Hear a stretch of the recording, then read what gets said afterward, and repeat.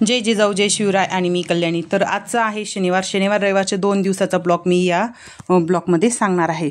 तर मैत्रिणींनो, आज आहे शनिवारच्या दिवशी मला दिलेलं आहे साहेबांनी काम काय आहे तर हा कांदा आहे, हा मला डोळ्यासाठी चिरायचा. आता हा एवढा कांदा आहे, हा मला 10 ते 12-13 कॅरेट हा मला कापायचा आहे. आता बघा, हा असा या पद्धतीने कापायचा आहे. मुळी असते ती जमिनीत लावली जाते, असा गोल कांदा बघायचा आहे. त्याच्यानंतर इथून तो मला कट करायचा आहे. आता तेवढं काम मला इथे करायचं आहे, त्याच्यामुळे मी इथे घेतली विळी आणि लागली कट करायला. आता डोळ्यात तर खूप पाणी येत होतं. तुम्हाला तर माहिती, कांदा कसा चांगला ना रडवत असतो.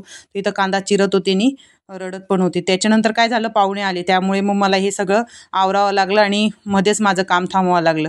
कारण आता पाहुणे घरी आल्यानंतर तुम्हाला तर माहिती, हातातलं काम सोडून त्यांचं स्वागत करावं लागतं. तर इथे माझं 5-6 कॅरेट तिथे कांदा कापलं गेलं होतं आणि अजून बरंचसं कांदा मला इथे कापायचं होतं.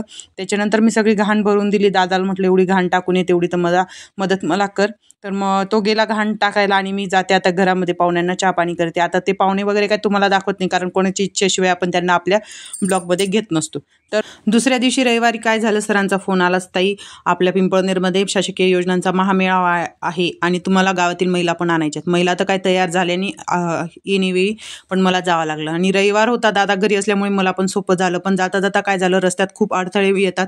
तसाच हा मोठा अडथळा होता, म्हणजे रस्त्याचं काम चालू होतं आणि मला बरंच पायी जावं लागलं. आता रस्ता इतका खराब होता, दादा पण खूप वैतागला होता, कारण त्याला रविवारच हा दिवस असतो जो घरी असतो आणि त्याला थोडा आराम पण करायचा असतो. पण काय, थोड्या वेळ अडथळे दूर करत करत आम्ही कार्यक्रमाच्या ठिकाणी आलो. तर त्या ठिकाणी भरपूरशी लोक आलेली होते, कारण हा योजनांचा महामेळावा होता जिल्हा न्यायालयाकडनं. हा प्रत्येक जिल्ह्यामध्ये होत आहे आणि प्रत्येक तालुक्यात होत आहे. तर हा आमच्या साक्री तालुक्यात पिंपळनेर इथे झाला. तर हॉल बराचसा मोठा आहे आणि हॉलमध्ये सगळ्या लाडक्या बहिणीच आहेत. सरकारच्या लाडक्या बहिणी आता प्रत्येक सरकारच्या कार्यक्रमामध्ये येत असतात आणि इथे सगळ्या खूप प्रमाणात लाडक्या बहिणी आलेल्या आहेत. आशा वर्कर, अंगणवाडी सेविका, उमेदच्या महिला आणि उमेदच्या गटांमध्ये असलेल्या महिला सुद्धा इथे आलेल्या आहेत. प्रभाग संघाच्या, ग्रामसंघाच्या अध्यक्ष, सचिव हे तिथे गावातले आलेले आहेत, कारण बऱ्याचशा प्रत्येक डिपार्टमेंटची आज इथे कामाची माहिती भेटणार आहे. तर या माझ्या मैत्रिणी आहेत.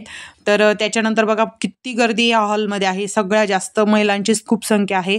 तर जे इथं ज्यांनी आयोजित केलेलं होतं त्यांना तर खूप आनंद झाला, कारण इतक्या प्रमाणात गर्दी होती आणि बऱ्याचशा वेळेमध्ये इथे प्रमुख पाहुणे आलेले, जे जिल्ह्याचे न्यायाधीश होते ते इथे या कार्यक्रमाचे प्रमुख पाहुणे होते आणि एक माधुरी मॅडम म्हणून होते, त्या पण होत्या. तर हा कार्यक्रम होता ना, जिल्हा न्यायालयाकडनं होता, त्याच्यामुळे वकील संघ वगैरे, परत न्यायाधीश वगैरे खूप जण इथे तालुक्याचे इथे आलेले होते आणि त्याच्यामुळे आपल्याला कायद्याची पण खूप माहिती या कार्यक्रमात मला मिळालेली आहे. सगळ्यांना मिळाली आहे, पण कोणाचे किती लक्षात आलं ते काय आपण सांगता येत नाही, पण मला बरंचसं लक्षात राहिलं. त्याच्यानंतर पहिले कार्यक्रमाची सुरुवात न्यासा गाणं लावून केलं, जे न्यायाधीशांचं गाणं लोकगीत आहे ते. त्याच्यानंतर इथे शेतकऱ्यांच्या जीवनावरची क्लिप दाखवण्यात आली, ती खूप चांगली होती. त्याच्यानंतर मुलींमधली भेदभाव ती पण क्लिप दाखवली. त्याच्यानंतर कार्यक्रम सुरुवात ही झाडांना पाणी टाकून केली. ही पद्धत मला खूप आवडली, की ही प्रत्येक ठिकाणी कार्यक्रमाची सुरुवात झाडांना पाणी टाकून करण्यात यावी. म्हणजेच दीपज्वलन करण्यापेक्षा जर झाडांना पाणी टाकलं तर हेच आपल्यासाठी खूप छान आहे. तर त्याच्यानंतर बघा, पाहुण्यांचा इथे सत्कार वगैरे करण्यात आला. तर सत्कार करण्यासाठी पाहुण्यांना पण एक झाड देण्यात आलं. त्याच्यानंतर बैलगाडी पण इथे देण्यात आली. आता तो प्रमुख पाहुणे मला काही इथे दिसत नाही, कारण त्यांनी तिथे लाईट लावून ठेवलेला आहे ना चॅनलवाल्यांनी, त्याच्यामुळे.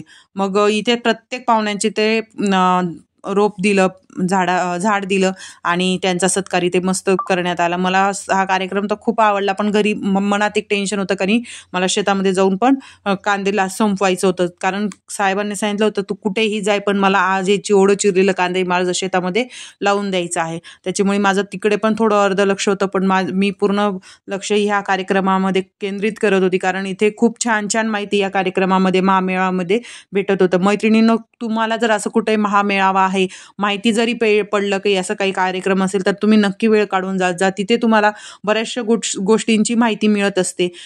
अशी माहिती तुम्हाला घरबसले कोणी देणार नाहीये, कोणी येऊन सांगणार पण नाहीये. काही गोष्टींची माहिती, शासकीय योजनांची माहिती तुम्हाला स्वतः कार्यक्रमामध्ये जाऊन घ्यायची असते. जसं आता बचत गटांची मीटिंग असतं, मीटिंग सुद्धा तुम्ही अटेंड करायच्या.